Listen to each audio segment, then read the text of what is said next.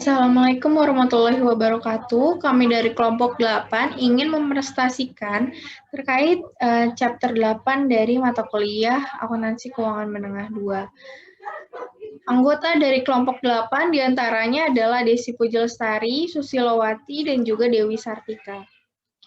Selanjutnya saya akan membahas terkait dengan dilutive securities. Jadi, tiga instrumen di atas adalah dilutive, termasuk dilutive securities. Di antaranya adalah share options, convertible shares, convertible securities, dan juga preference share. Lalu bagaimana perusahaan akan mencatat instrumen di bawah ini? Apakah sebagai hutang ataukah modal? Baik, kita bahas untuk convertible debt atau convertible bonds. Ini adalah obligasi yang dapat diubah menjadi sekuritas di perusahaan lainnya. Keuntungan dari convertible debt diantaranya adalah adanya manfaat obligasi, yaitu bunga dan pokoknya itu terjamin. Dan juga ditambah hak istimewa untuk menukarnya dengan saham sesuai dengan pilihan pemegang sahamnya. Ada dua alasan utama perusahaan menerbitkan convertible bonds. Di antaranya adalah untuk meningkatkan modal ekuitas tanpa melepaskan kendali kepemilikan lebih dari yang diperlukan, dan juga memperoleh pembiayaan hutang dengan harga yang lebih murah. Convertible debt ini dicatat sebagai instrumen majemuk, dan perusahaan menggunakan metode with and without untuk menilai instrumen majemuk. Berikut adalah untuk rumusnya. Jadi, fair value of convertible debt pada saat penerbitan dikurangi oleh fair value of liability component pada saat penerbitan, berdasarkan hitungan dari present value of cash flow. Penjumlahan tersebut akan mendapatkan equity component at date of issuance, tanpa debt component. Lalu untuk penerapan metode with and without, untuk langkah-langkahnya adalah yang pertama, tentukan total nilai wajar hutang konversi dengan kewajiban dan ekuitas. Yang kedua, tentukan komponen kewajiban dengan menghitung nilai yang sekarang, present value net, dari semua arus kas pada masa depan kontraktual yang telah didiskontokan dengan suku bunga pasar. Yang terakhir, mengurangi komponen kewajiban yang diestimasi pada langkah kedua dari nilai wajar hutang konversi untuk sampai pada komponen ekuitas. Sebagai ilustrasi, di sini ada Roche Group yang menerbitkan 2.000 convertible bonds di awal 2019. Obligasi ini memiliki jangka waktu 4 tahun dengan tingkat bunga 6%, dan diterbitkan pada par nilai nominal 1.000 euro per obligasi. Bunga dibayarkan setiap tahun pada tanggal 31 Desember, dan setiap obligasi dapat dikonversi menjadi 250 saham biasa dengan nominal 1 euro per lembar saham. Market rate of interest on similar non-convertible-nya adalah 9%. Berikut adalah ilustrasi perhitungannya. Jadi, untuk mendapatkan present value of liability component, kita menjumlahkan angka present value of principal dengan present value of interest payment. Untuk mendapatkan present value of principal adalah nilai buku obligasinya, yaitu 2 juta, dikali dengan angka present value yang angkanya kita bisa dapatkan dari tabel 62 di buku, yaitu sebesar 0,70843. Sehingga mendapatkan present value of principal sebesar 1.416.860. Lalu untuk mendapatkan present value of interest payment yaitu 120.000. Nah, 120.000 ini didapat dari 2 juta dikali 6%. Lalu dikalikan dengan angka yang angkat dari tabel present value di tabel 64, yaitu sebesar 3,23972. Didapatkanlah angka 388.766. Lalu setelah dijumlahkan, maka didapatkan angka present value of liability component sebesar 1.805.626. Lalu, untuk mendapatkan fair value of equity component pada saat penerbitan, yaitu kita mengurangi fair value of convertible debt pada saat penerbitan dengan fair value of liability component pada saat penerbitan. Yaitu 2 juta dikurangi 1.805.626, menghasilkan 194.374. Selanjutnya adalah untuk entry jurnalnya, maka cash pada debit sebesar 2 juta, lalu bonds payable sebesar 1.805.606, dengan share premium conversion equity sebesar 194.394 pada kredit. Lalu terdapat repurchase atau beli kembali saat maturity. Jika obligasi ini tidak dikonversi pada saat jatuh tempo, maka Roche akan membuat jurnal sebagai berikut. Bonds payable di sisi debit sebesar 2 juta dan juga cash di sisi kredit sebesar 2 juta. Jika obligasi dikonversi pada saat jatuh tempo, maka jurnalnya sebagai berikut. Share premium conversion equity sebesar 194.394, lalu bonds payable sebesar 2 juta, dan pada sisi kredit ada share capital ordinary 500.000 dan juga share premium ordinary sebesar 1.694.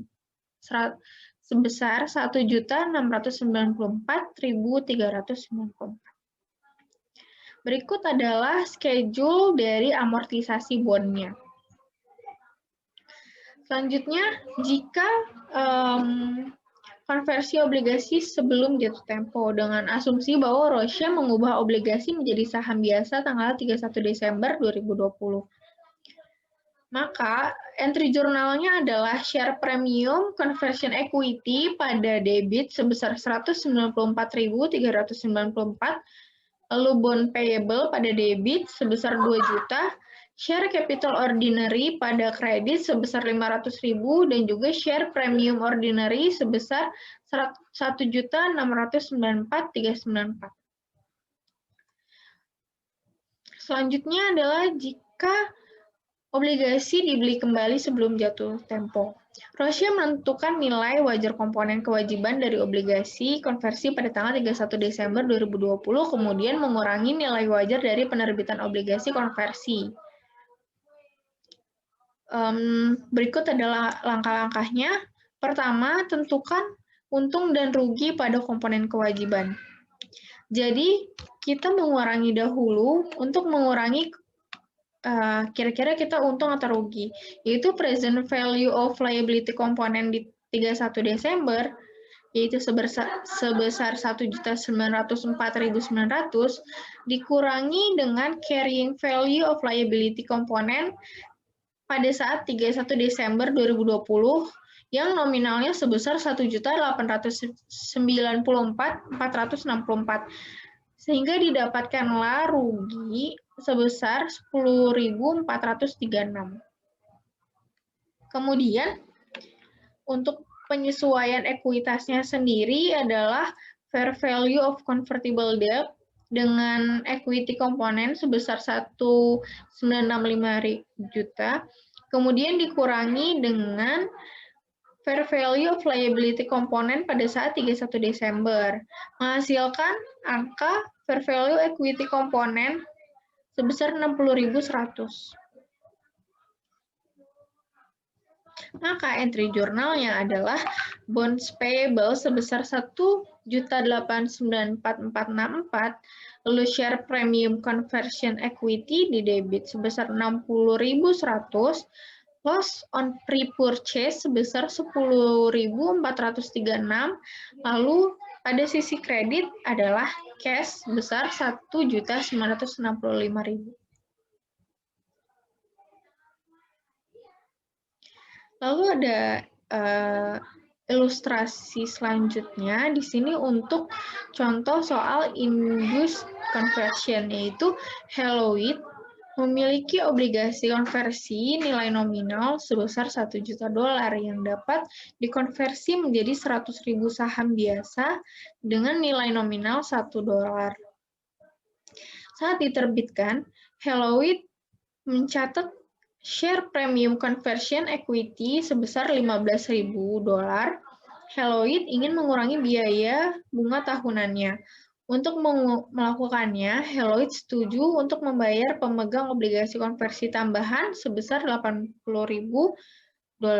jika mereka mau berkonversi. Dengan asumsi yang terjadi, maka jurnalnya adalah sebagai berikut.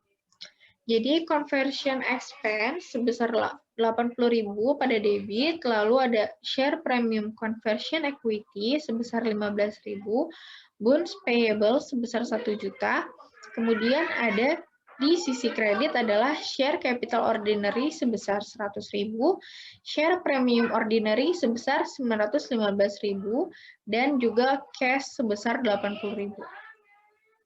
Selanjutnya adalah saham preferensi yang dapat dikonversi. Saham preferensi yang dapat dikonversi termasuk opsi bagi pemegang saham untuk mengubah saham preferen menjadi sejumlah saham biasa yang tetap. Saham preferen yang dapat dikonversi akan dilaporkan sebagai bagian dari modal atau equity. Lalu, ada juga informasi terkait kapan pembagian preferensi dikonversi atau dibeli kembali. Kemudian, tidak ada keuntungan dan kerugian yang diakui. Sebagai ilustrasi, di sini ada Moors AG menerbitkan 1.000 saham preferen yang dapat dikonversi memiliki nilai $1 per saham. Saham tersebut diterbitkan dengan angka €200 per saham. Maka jurnalnya adalah sebagai berikut. Oke, sebesar 200.000 di debit, kemudian share capital preference sebesar 1.000 di kredit, share premium conversion equity sebesar 199.000 pada kredit. Lalu ada ilustrasi kedua, jika setiap saham kemudian dikonversi menjadi 25 setiap saham biasa yang memiliki nilai wajar €410.000, maka jurnalnya adalah share capital preference sebesar 1.000, share premium conversion equity sebesar 199.000 pada debit. Kemudian di sisi kreditnya adalah share capital ordinary sebesar 50.000, share premium ordinary sebesar 150.000. Lalu ada ilustrasi selanjutnya adalah jika saham preferensi konversi adalah dibeli kembali pada nilai wajarnya. Maka Moors akan membuat entry sebagai berikut. Share capital preference sebesar 1.000, kemudian share premium conversion equity 199.000, ada retain earning sebesar 210.000. Ini di debit, kemudian sisi kreditnya adalah cash sebesar 410.000. Selanjutnya adalah saham warrants. Jadi pengertian dari warrants sendiri adalah hak sertifikat pemegang saham untuk memperoleh saham dengan harga tertentu dalam jangka waktu tertentu. Biasanya warrant ini muncul dalam 3 situasi. Yang pertama adalah untuk membuat sekuritas efek itu lebih menarik. Kemudian pemegang saham yang ada memiliki hak memesan efek terlebih dahulu untuk membeli saham biasa. Selanjutnya ada kepada eksekutif dan karyawan sebagai bentuk kompensasi. Jadi untuk reward kepada staf dan karyawan. Warrant saham yang dikeluarkan dengan sekuritas lainnya. Jadi warrants yang diterbitkan bersama sekuritas lain pada dasarnya adalah opsi jangka panjang untuk membeli saham biasa dengan harga tetap. Umumnya untuk jangka waktu warrants adalah 5 tahun, tapi terkadang ada juga yang 10 tahun. Untuk perusahaan ini harus menggunakan metode with and without untuk mengalokasikan hasil antara dua komponen.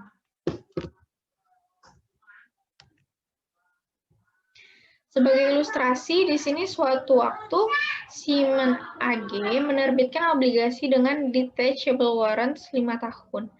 Asumsikan bahwa warrants 5 tahun memberikan opsi untuk membeli satu warrant saham dengan nilai par 5 euro di 25 euro. Pada saat itu, saham biasa dari Siemens sedang menjual sekitar 30 euro. Warrants ini memungkinkan Siemens untuk menentukan harga obligasi yang ditawarkan dengan 10 juta euro nilai wajar, setara dengan hasil 8,34%. Dalam contoh ini, Siemens dapat menjual obligasi ditambah warrantnya seharga 10.200.000. Untuk hasil penjualannya, Siemens menggunakan with and without method. Dengan menggunakan pendekatan ini, Siemens menentukan nilai sekarang dari masa depan arus kas yang berkaitan dengan obligasi, yaitu sebesar 9.707.852 euro. Maka untuk perhitungannya adalah sebagai berikut. Siemens menentukan harga kayak present value-nya yaitu sebesar 9.707.852. Jadi, harga dari equity komponen yaitu sebesar fair value of bond with warrant-nya sebesar 10.200.000. Kemudian dikurangi dengan fair value of liability komponen yang tadi sudah ditetapkan sebesar 9.707.852 menghasilkan angka 492.148. Maka, Siemens akan mencatat transaksinya adalah sebagai berikut. Cash sebesar 9.705.852 dengan bonds payable seharga sebesar 9.705.852. Lalu ada share premiumnya dengan jurnal sebagai berikut. Cash pada debit sebesar 492.148 dengan kredit share premium share warrants sebesar 492.148. Kemudian hak untuk berlangganan ke saham tambahan. Hak saham dari existing pemegang saham memiliki hak istimewa preemptif untuk membeli saham baru yang dikeluarkan secara proporsional dengan kepemilikan mereka. Keuntungannya adalah harga saham biasanya kurang dari nilai pasar saat ini, current nilai pasarnya. Lalu perusahaan hanya membuat entry memorandum. Selanjutnya akan disampaikan oleh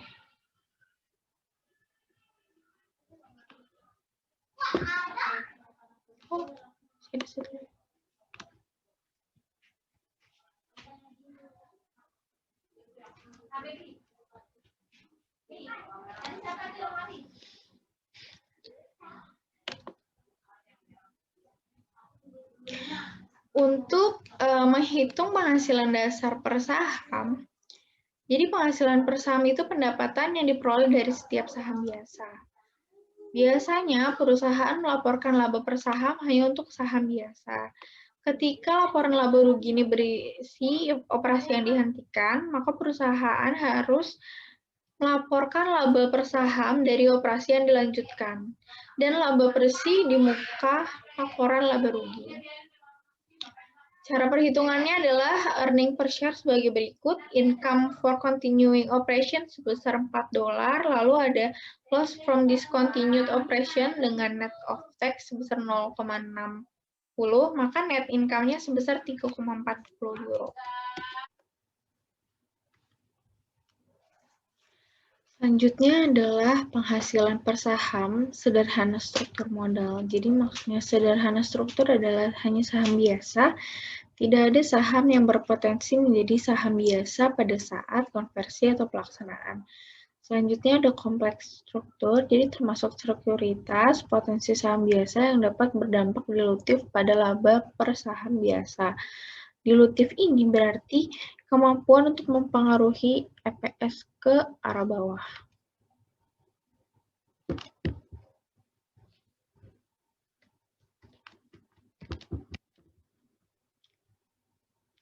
Selanjutnya ada rencana saham kompensasi. Jadi opsi saham atau share options itu dapat memberikan opsi kepada karyawan untuk membeli saham biasa pada harga tertentu selama periode waktu yang lama. Program kompensasi yang efektif ini adalah yang berdasarkan kinerja, memotivasi karyawan, membantu mempertahankan eksekutif dan merekrut bakat baru, memaksimalkan manfaat setelah pajak karyawan, dan meminimalkan biaya setelah pajak pemberi kerja. Lalu gunakan kriteria kerja di mana kriteria memiliki kendali. Saya ingin melanjutkan presentasi chapter 16 ini, yaitu tentang rencana kompensasi saham. Pengukuran kompensasi saham. Pedoman IASB mengharuskan perusahaan untuk mengakui biaya kompensasi menggunakan metode nilai wajar. Berdasarkan metode nilai wajar, perusahaan menggunakan model penetapan harga opsi yang dapat diterima untuk menilai opsi pada tanggal pemberian. Rencana opsi saham ada dua masalah akuntansi utama. Yang pertama yaitu bagaimana menentukan biaya kompensasi. Yang kedua, selama periode apa untuk mengalokasikan biaya kompensasi. Rencana opsi saham. Menentukan beban. Perusahaan menghitung total biaya kompensasi berdasarkan nilai wajar opsi yang diharapkan pada tanggal mereka memberikan opsi kepada karyawan, yaitu tanggal pemberian.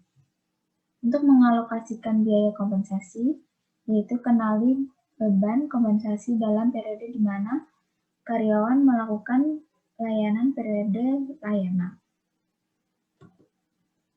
Di sini ada contoh dari kompensasi saham. Pada tanggal 1 November 2018, pemegang saham Chen Ltd menyetujui rencana yang memberikan 5 eksekutif perusahaan opsi untuk membeli 2.000 saham masing-masing dari 100 yen nilai nominal saham biasa perusahaan. Perusahaan memberikan opsi tersebut pada 1 Januari 2019. Para eksekutif dapat melaksanakan opsi tersebut kapan saja dalam 10 tahun ke depan. Harga opsi per saham adalah 6.000 yen dan harga pasar saham pada tanggal pemberian yaitu 7.000 yen per saham. Berdasarkan metode nilai wajar, perusahaan menghitung total biaya kompensasi dengan menerapkan metode penetapan harga opsi nilai wajar yang dapat diterima, atau seperti model penetapan harga opsi Black-Scholes.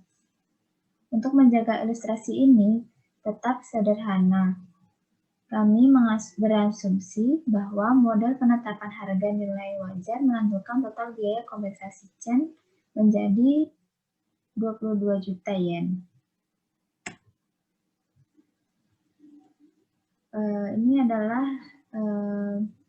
contoh yang lain dari kompensasi saham.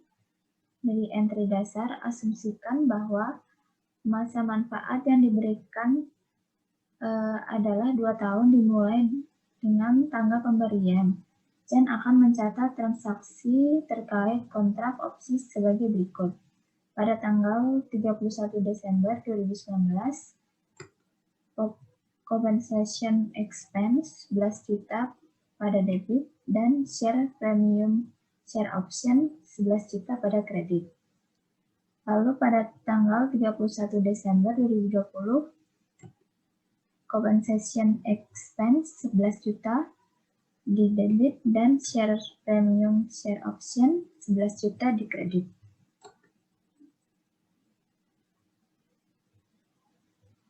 Latihan ini jika eksekutif Chen menggunakan 2.000 dari 10.000 opsi, yaitu 20% dari opsi, pada 1 Juni 2022, 3 tahun dan bulan setelah tanggal pemberian.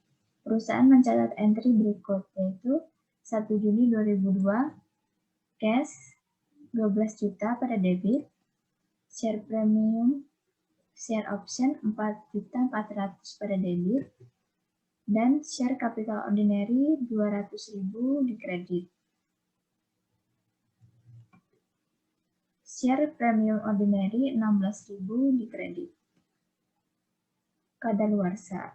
Ini jika eksekutif chain gagal menggunakan opsi saham yang tersisa sebelum tanggal kadaluarsa, perusahaan mencatat hal berikut pada tanggal kadaluarsa. Pada tanggal 1 Juni 2020, 9,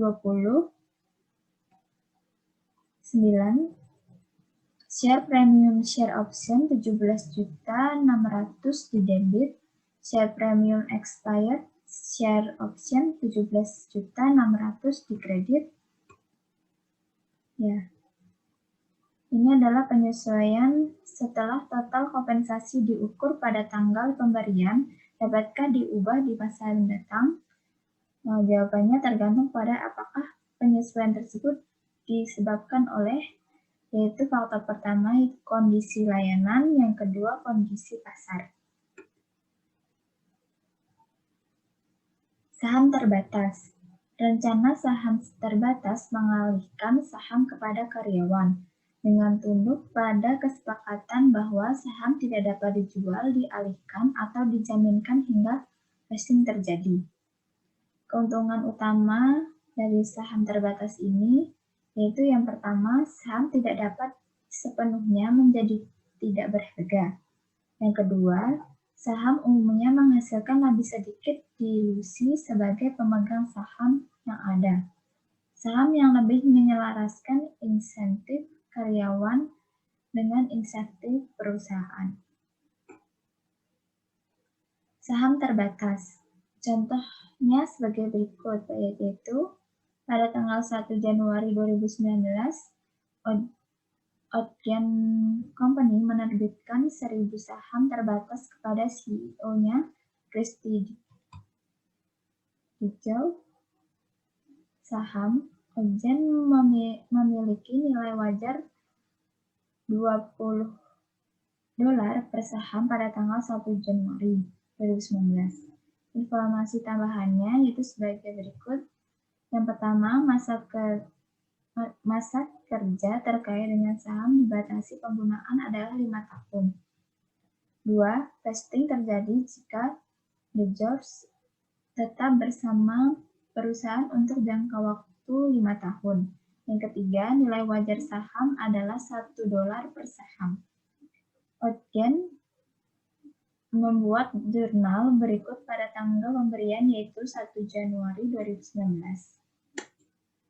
Yaitu jurnalnya, Odgen memberikan jurnal berikut pada tanggal pemberian yaitu 1 Januari 2019. Berikut adalah jurnalnya. Unearned compensation $20.000 pada debit, share capital ordinary 1.000 pada kredit, share premium ordinary yaitu 19.000 pada kredit. Sebagai kompensasi diterima di muka merupakan biaya jasa yang belum dilaksanakan, yang bukan merupakan aset, dilaporkan dalam ekuitas di laporan posisi keuangan sebagai akun kontra ekuitas.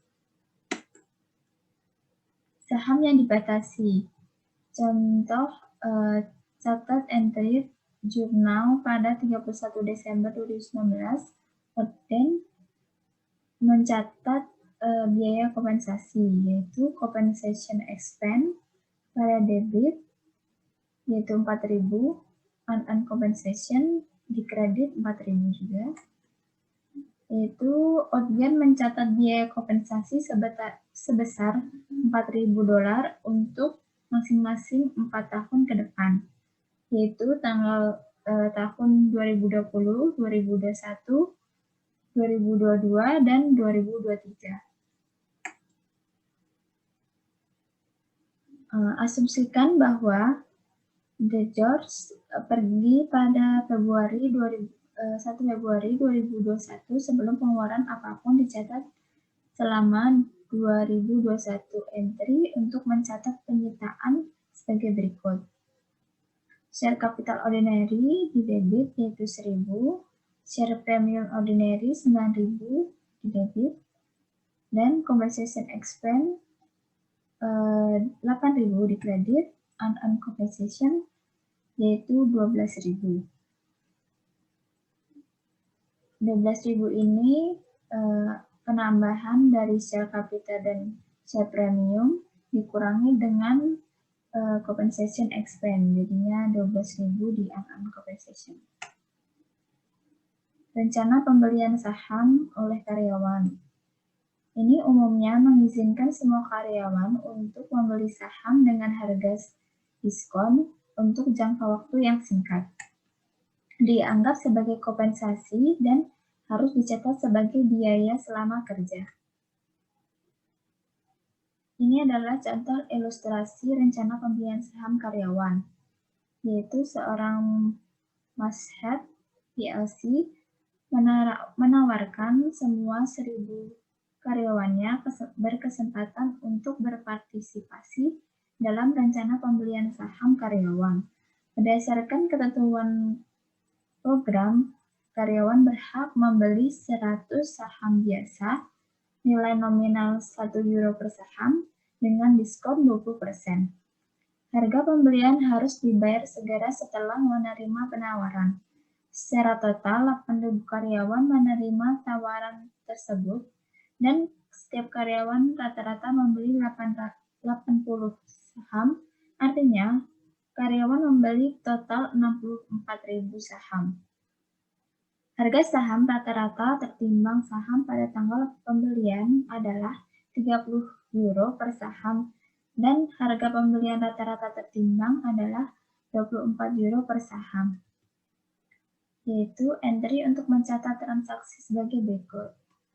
Jurnalnya, cash 64.000 dikali €24 hasilnya 1.536.000 di debit, dan compensation expense 384.000 di debit juga, dan share capital ordinary 64.000 di kredit. Share premium ordinary 1.856 di kredit. IASB menunjukkan bahwa tidak ada alasan untuk memperlakukan rencana saham karyawan berbasis luas secara berbeda dari rencana saham karyawan lainnya.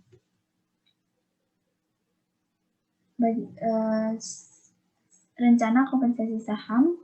Pengungkapan rencana kompensasi. Perusahaan dengan satu atau lebih pengaturan pembayaran berbasis saham harus mengungkapkan yang pertama, sifat dan luas pengaturan pembayaran berbasis saham yang ada selama periode tersebut. Yang kedua, bagaimana nilai wajar barang atau jasa yang diterima, nilai wajar instrumen ekuitas yang diberikan selama periode tertentu, dan pengaruh transaksi pembayaran berbasis saham terhadap laba rugi bersih perusahaan selama periode dan posisi keuangannya. Perdebatan tentang akuntansi opsi saham. IASB menghadapi tantangan yang cukup besar ketika mengusulkan metode nilai wajar untuk akuntansi saham. Hal ini tidak mengherankan mengingat bahwa metode nilai wajar menghasilkan biaya kompensasi yang lebih besar dibandingkan dengan model nilai intrinsik. Pelaporan keuangan yang transparan termasuk pengakuan biaya berbasis saham tidak boleh dikritik karena perusahaan akan melaporkan pendapatan yang lebih rendah. Jika kita menulis standar untuk mencapai tujuan kebijakan sosial, ekonomi, ataupun publik, laporan keuangan kehilangan kredibilitasnya. Penghasilan dasar per saham, yaitu laba per saham pendapatan yang diperoleh dari setiap saham biasa. Yang pertama, perusahaan melaporkan laba per saham hanya untuk saham biasa. Yang kedua, ketika laporan laba rugi berisi operasi yang dihentikan, perusahaan diharuskan untuk melaporkan laba per saham dari operasi yang dilanjutkan dan laba bersih di muka laporan laba rugi. Begini adalah contoh jurnalnya, earning per share, yaitu income from continuing operation €4, dan loss di debit dan loss from discontinue operation next of tax yaitu 0,6 euro, dan net income-nya yaitu menjadi 3,40 euro. Struktur sederhana ini adalah ada struktur modal sederhana untuk laba per saham. Yang pertama, struktur sederhana hanya saham biasa, tidak ada saham yang berpotensi menjadi saham biasa pada saat konversi atau pelaksanaan. Yang kedua, saham kompleks, termasuk sekuritas atau potensi saham biasa yang dapat berdampak dilutif pada laba per saham biasa. Dilutif berarti kemampuan untuk mempengaruhi EPS ke arah bawah. Nah, EPS sederhana struktur modal, preferensi saham dividen. Mengurangi dividen saham preferen tahun berjalan dari laba bersih yang akan diperoleh pendapatan yang tersedia untuk pemegang saham biasa. Rumusnya sebagai berikut, yaitu earnings per share sama dengan net income dikurangi preference dividen dibagi with average ordinary share outstanding. Dividen preference dikurangi dengan saham kumulatif, baik diumumkan maupun tidak. EPS sederhana struktur modal. Rata-rata tertimbang saham biasa yang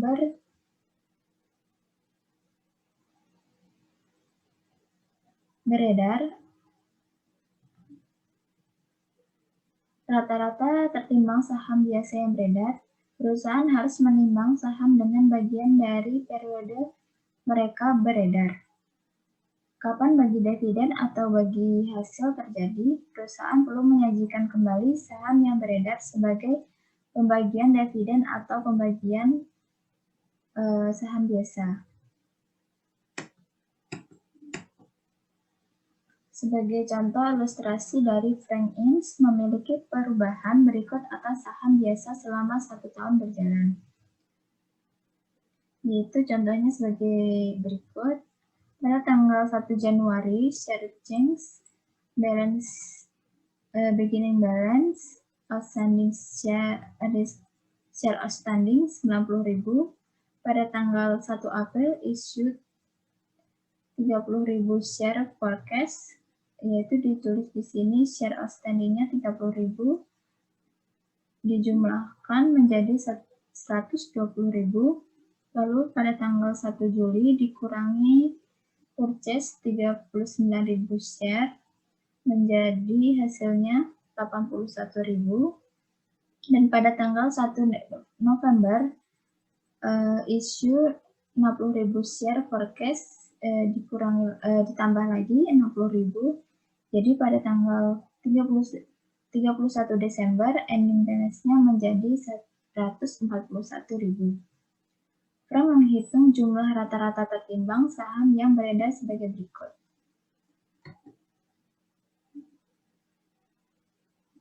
Ya, perbedaannya ada di weight average ordinary share outstanding menjadi 103.000. Mengapa? Karena pada tanggal weight share yaitu dari share outstanding dikali dengan fraction of year ditotalkan menjadi 103.000.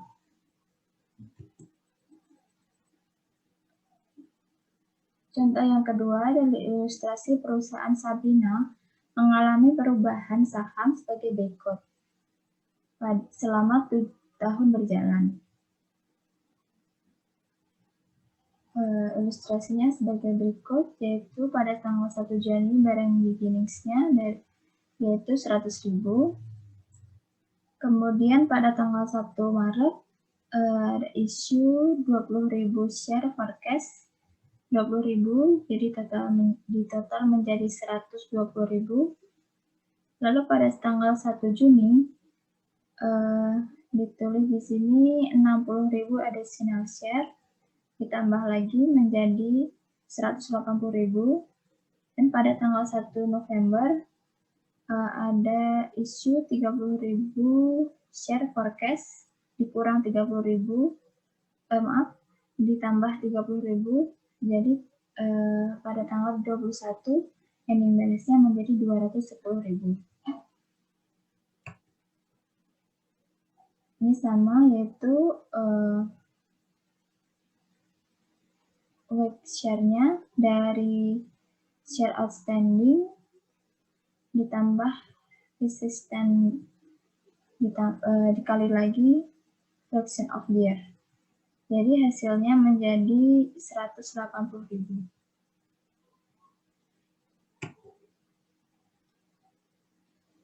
Ilustrasi selanjutnya dari Dias SA memiliki pendapatan dari operasi yang dilanjutkan sebesar 580 dolar dan keuntungan dari operasi yang dihentikan setelah dikurangi pajak dari 240.000 dolar. Saya telah dideklarasikan dividen dari $1 per saham pada 100.000 saham preferensi saham beredar. Dia juga memiliki perubahan berikut saham luar biasa selama 2019. Yaitu pada tanggal 1 Januari beginning balance-nya 180.000. Lalu pada 1 Mei ada purchase 30.000 treasury share, jadi dikurang 30.000, hasilnya menjadi 150.000. Lalu pada tanggal Juli tanggal 1 300.000 additional share split, jadi hasilnya 300.000 ditambah menjadi 450.000. Lalu pada tanggal 31 Desember ada isu 50.000 share forecast 50.000, lalu ditambah kemudian tanggal 31 ending balance hasilnya menjadi 500.000.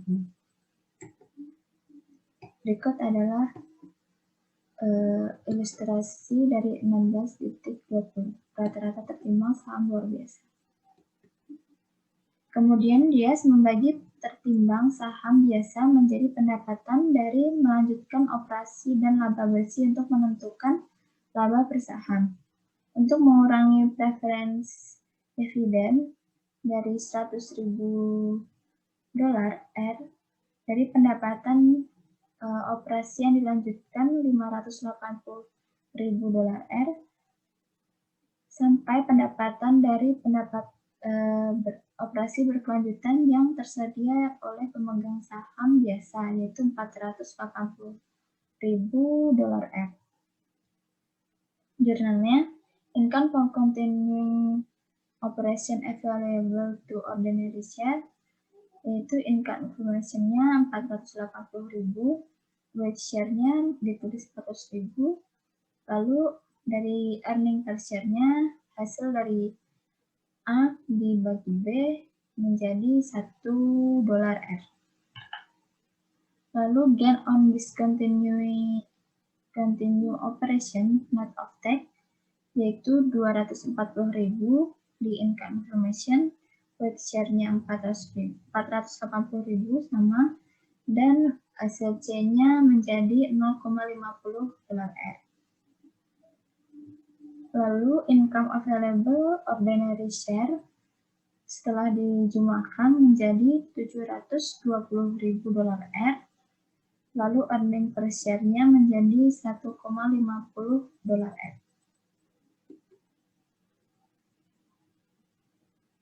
Nah, yang saya jelaskan ini, dia harus mengungkapkan jumlah per saham untuk keuntungan atas operasi yang dihentikan pajak bersih baik di muka laporan laba rugi atau di catatan atas keuangan pernyataan.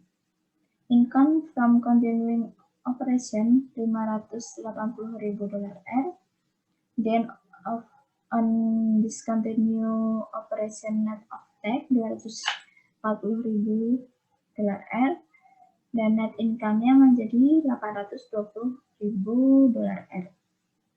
Earning per share-nya, income from continuing operation $1, gain on discontinued operation net of tax yaitu $0,50, dan net income-nya menjadi $1,50. Yaitu laba dilusian per saham. Struktur modal kompleks ada ketika koperasi memilikinya.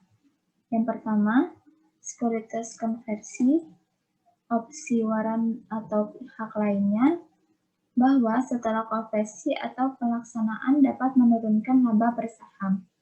Perusahaan melaporkan laba per saham dasar dan dilusian. Laba saham dicairkan, termasuk dampak dari semua saham biasa berpotensi dilutif berdasarkan selama periode tersebut, yaitu EPS sama dengan net income dikurangi preference dividends dibagi weighted average share outstanding, dikurangi impact of convertible, dikurangi impact of option warrant and other derivative securities. EPS ini basicnya, dan untuk yang keseluruhan dilutif EPS.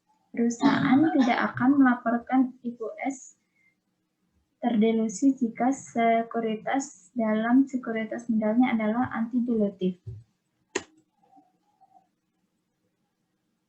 Laba per saham dicairkan, sekuritas yang dapat dikonversi. Ukur efek dilutif dari potensi konversi pada laba per saham menggunakan metode jika dikonversi. Metode untuk obligasi konversi ini mengasumsikan yang pertama, konversi pada awal periode atau pada saat penerbitan sekuritas jika diterbitkan selama periode tersebut. Yang kedua, pemahaman bunga terkait selama pajak. Contoh metode konversi. Yang pertama, Mayfield Ltd memiliki laba bersih sebesar €210 untuk tahun berjalan dan jumlah rata-rata tertimbang saham biasa yang beredar selama periode saham. Oleh karena itu, laba saham berdasar euro adalah 2,10, yaitu €210.000 dibagi 4.100.000 euro. Perusahaan memiliki dua masalah obligasi konversi yang beredar. Salah satunya adalah masalah 6% yang dijual dengan harga 100, yaitu dari total 1 juta euro pada tahun sebelumnya yang dapat dikonversi menjadi 20.000 saham biasa. Beban bunga untuk tahun berjalan terkait dengan komponen kewajiban dan obligasi konversi ini adalah 62.000 euro. Yang lainnya yaitu 7% yang dijual dengan harga 100, yaitu total 1 juta euro pada tanggal 1 April tahun berjalan yang dapat dikonversikan menjadi 32.000 saham biasa. Beban bunga untuk tahun berjalan yang terkait dengan komponen kewajiban dari obligasi konversi adalah 80.000 euro. Tarif pajaknya yaitu 40%.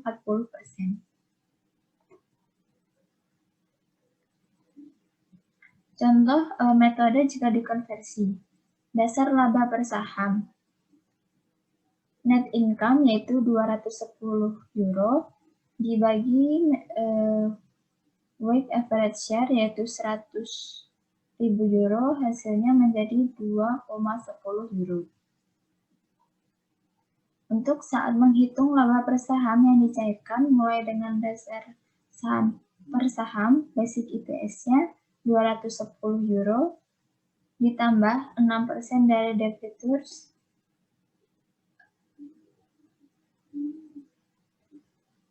yaitu 60.000 dikali 1,40,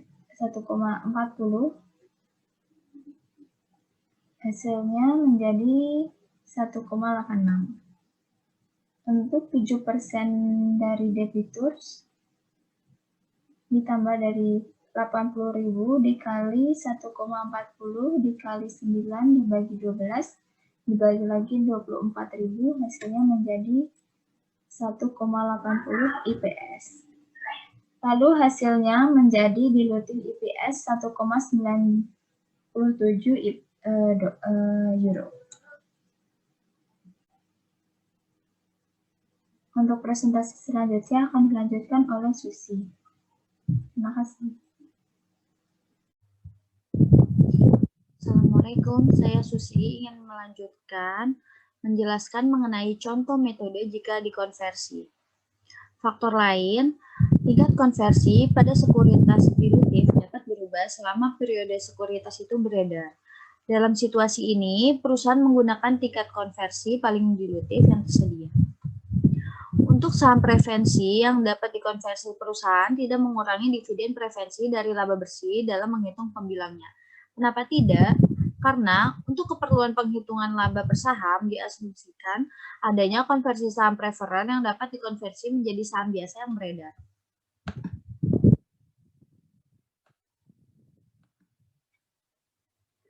Contoh metode jika dikonversi, ilustrasinya earning per share dengan saham preferensi. Contoh, pada tanggal 1 Januari tahun 2019, Land Company menerbitkan 1 juta euro dari 6% saham preferen konversi yang diterbitkan. Setiap saham preferen senilai 100 euro dapat dikonversi menjadi 5 saham biasa Land. Penghasilan bersih Land Company ini menjadi 5 saham biasa Land Company. Penghasilan bersih Land pada tahun 2019 adalah 240.000 euro dan tarif pajaknya adalah 40%. Perusahaan memiliki 100.000 saham biasa yang beredar sepanjang tahun 2019. Faktor lain, tingkat konversi pada sekuritas dilutif dapat berubah selama periode sekuritas itu beredar.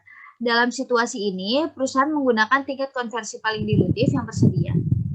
Untuk saham preferensi yang dapat dikonversi perusahaan tidak mengurangi dividen preferensi dari laba bersih dalam menghitung pembilangnya. Kenapa tidak? Karena untuk keperluan penghitungan laba per shares diasumsikan adanya konversi saham preferen yang dapat dikonversi menjadi saham biasa yang beredar.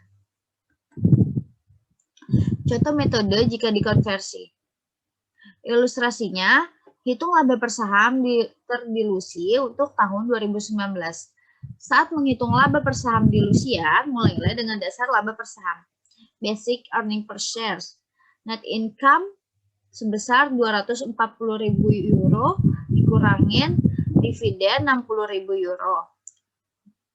Dibagi weighted average shares sebesar 100.000 sama dengan 1,8 euro. Ilustrasi yang kedua, hitung earning per shares terdilusi untuk tahun 2019. Saat menghitung earning per shares dilusian, mulailah dengan dasar earning per shares.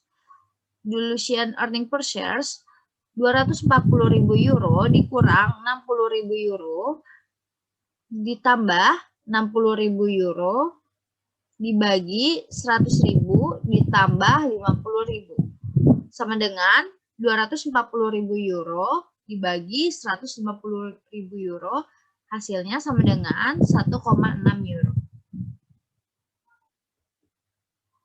Laba per saham dilusian, opsi dan waran, ukur efektif dilutif dari potensi konversi menggunakan metode saham treasury. Metode ini mengasumsikan 1. Perusahaan menggunakan opsi atau waran pada awal tahun atau tanggal penerbitan jika nanti, dan bahwa ia menggunakan hasil tersebut untuk membeli saham biasa untuk perbendaharaan. Selanjutnya, contoh metode treasury shares.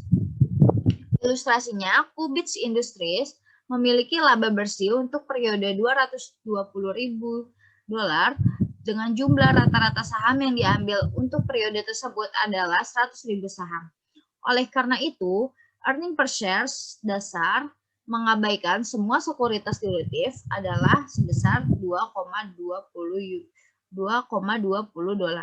dengan jumlah rata-rata saham yang terkait dengan opsi yang diambil meskipun saat ini tidak dapat dieksekusi pada harga opsi $20 per sahamnya adalah sebesar 5.000 saham. Harga pasar rata-rata saham biasa selama tahun berjalan adalah $28. Hitung earning per shares menggunakan metode treasury shares. Berikut contoh metode treasury shares. Laba per saham dilusian, saham yang dapat diterbitkan secara kontingensi, yaitu saham biasa dapat diterbitkan dengan sedikit atau tanpa pembayaran tunai setelah memenuhi persyaratan tertentu dalam perjanjian saham kontingensi. Antidilusi revisi. Dengan mengabaikan sekuritas antidilutif dalam semua perhitungan dan dalam menghitung laba per saham dilusian. Presentasi dan pengungkapan earning per share. Perusahaan harus menunjukkan jumlah per saham untuk yang pertama, untuk pendapatan dari operasi berkelanjutan. Yang kedua, operasi yang dihentikan. Dan yang terakhir, batas pemasukan. Jumlah per saham untuk operasi yang dihentikan harus disajikan di muka laporan laba rugi atau di catatan atas laporan keuangan. Berikut presentasi dan pengungkapan laba per saham.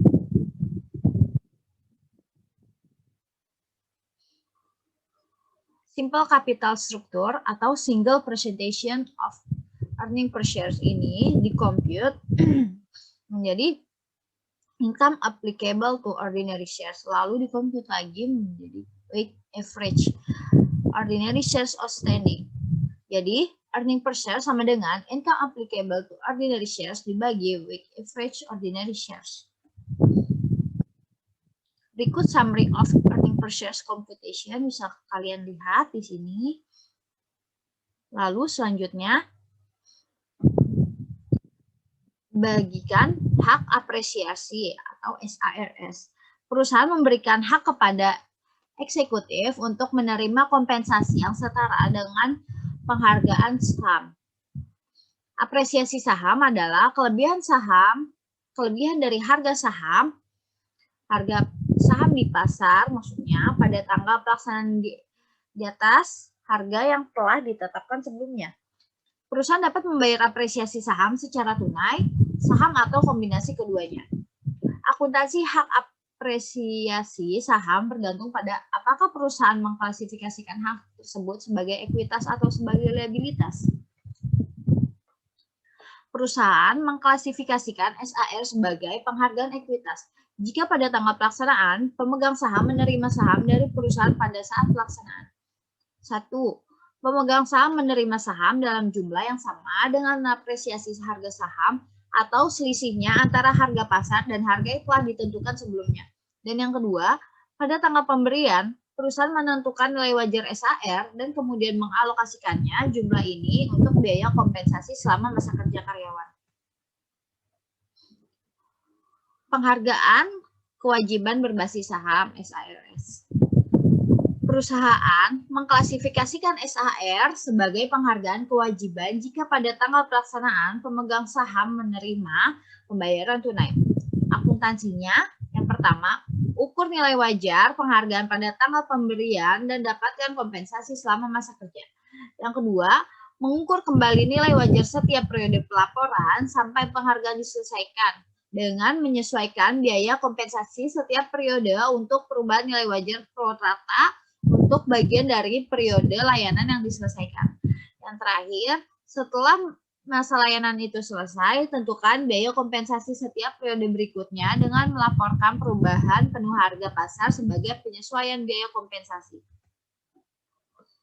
Ilustrasinya, di Brazil's Hotels, SE membuat rencana hak apresiasi saham pada tanggal 1 Januari tahun 2019.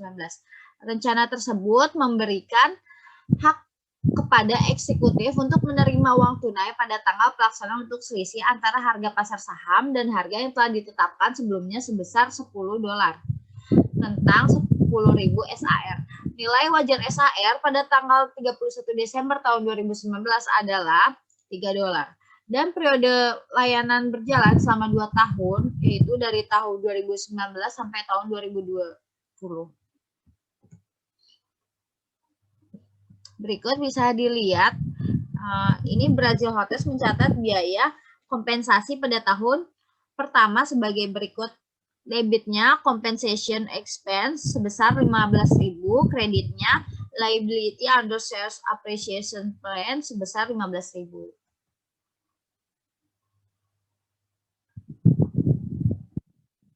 Lalu selanjutnya jurnal untuk mencatat beban kompensasi negatifnya pada tahun 2021 adalah debitnya liability under shares appreciation plan sebesar 20.000 pada compensation expense 20.000. Pada 31 Desember 2021, para eksekutif menerima $50.000. Brazil akan menghapus tanggung jawab dengan jurnal sebagai berikut. Liability under shares appreciation plan sebesar 50.000 pada cash sebesar 50.000.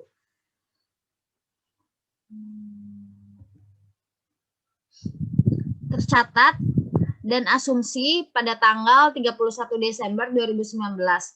Satu, opsi diberikan pada Juli 2017 untuk membeli 50.000 saham biasa dengan harga $20 per sahamnya. Harga pasar rata-rata saham biasa Webster selama tahun 2020 adalah sebesar $30 per sahamnya. Semua opsi masih beredar di akhir tahun 2019. Yang kedua obligasi konversi tersebut diterbitkan pada tahun 2018. Setiap obligasi konversi dapat dikonversi menjadi 40 lembar saham biasa. Setiap obligasi memiliki nilai nominal sebesar $1.000. Pada tahun 2019, beban bunga $200.000 pada komponen kewajiban obligasi konversi masalah A dicatat dan beban bunga sebesar $250.000 dicatat pada komponen kewajiban obligasi konversi masalah B. Yang ketiga, sum preference konversi kumulatif 10% yang diterbitkan di awal tahun 2019 pada harga par. Setiap saham preferen dapat dikonversi menjadi 4 saham biasa. Yang keempat, tarif pajak pendapatan rata-rata adalah 40%. Yang kelima, 500.000 saham biasa beredar sepanjang tahun. Yang keenam, dividen preferensi tidak diumumkan pada tahun 2019. Yang ketujuh, laba bersih adalah sebesar $1.750.000 pada tahun 2019. Yang kedelapan, tidak ada obligasi atau saham preferen yang dikonversi selama tahun 2019. Lalu perhitungan laba per saham struktur modal sederhananya sebagai berikut. Net income-nya sebesar $1.750.000 dikurang 10% kumulatif convertible preference shares dividend requirement sebesar $250.000. Income applicable to ordinary shareholder-nya sebesar $1.500.000. Karena $1.750.000 dikurangin $250.000. Which average number of ordinary shares outstanding-nya sebesar 500.000. Lalu earning per ordinary shares-nya sebesar $3 karena 1.500.000 itu dibagi 500.000.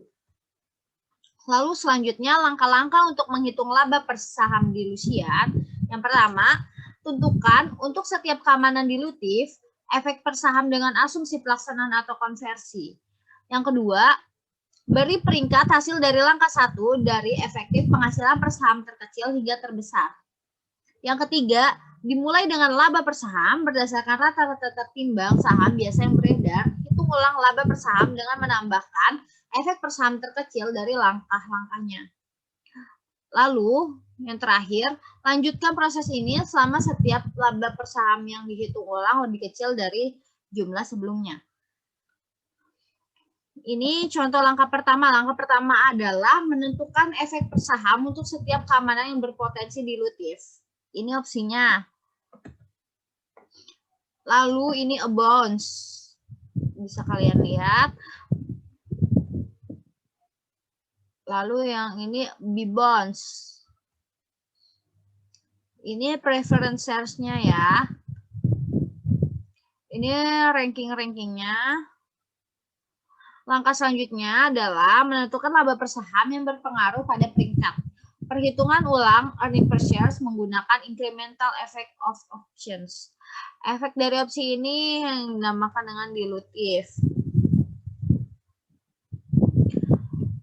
Ini perhitungan ulang earning per shares menggunakan incremental effect sebesar 8% convertible bonds. Kalau yang ini dari 10% convertible bonds ya. Terakhir, Webster Corporation pengungkapan laba berbagi di laporan laba rugi dengan net income 1.750.000, basic earning per ordinary shares-nya $3, diluted earning per ordinary shares-nya sebesar 2,47. Asumsikan bahwa Barton Company menyediakan informasi berikut ini.